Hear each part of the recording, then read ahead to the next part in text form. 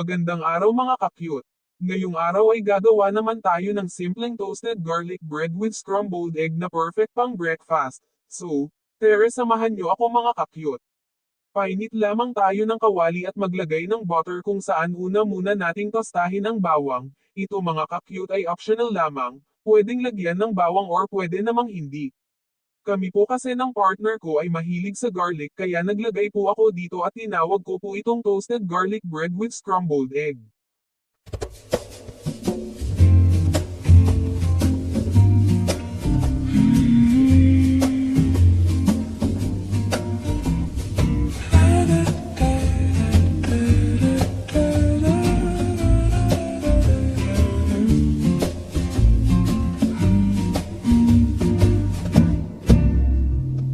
Fly me to the moon, let me play among the stars.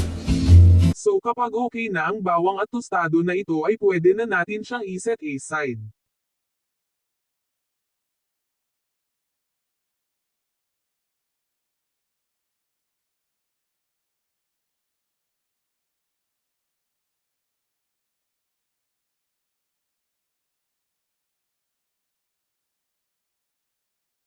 Sa parehong kawali ay maglalagay na rin ako ng bread para tostahin naman ito.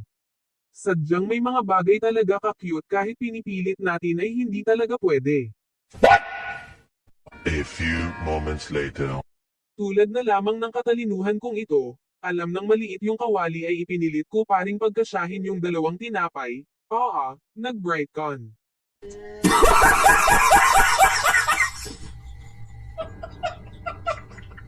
Kaya dito ay tinanggal ko na yung isa dahil sobrang natatawa din ako sa pinaggagawa ko.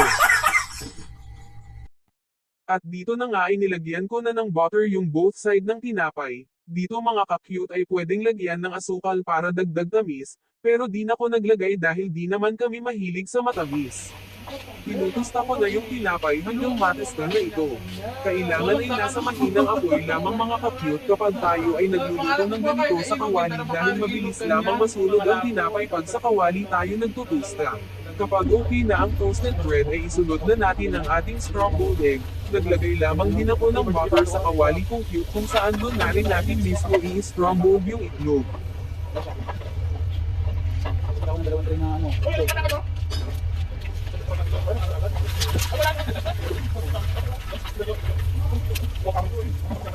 Naglagay rin ako ng konting pampalasa tulad ng asin at betchin sa egg para kahit papano ay magtulasa ito. Hinalo-halo ko lamang ito at ayan, okay na ang ating mga sangkap sa ating toasted garlic bread with scrambled egg.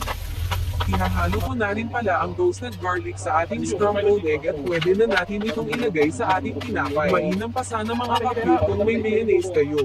At dahil ubus na ang mayonnaise namin ay di ko na lamang ito nilagyan. Ganun pa man ay masarap at pulido naman ang pagkakadali natin kaya okay lang. Salamat sa panonood mga ka-cute at sabay-sabay nating tignan at tikman ang ating finished product. Sana ay nagustuhan nyo ang simpleng pamamaraan ko ng pagluluto at maraming salamat sa suporta nyo.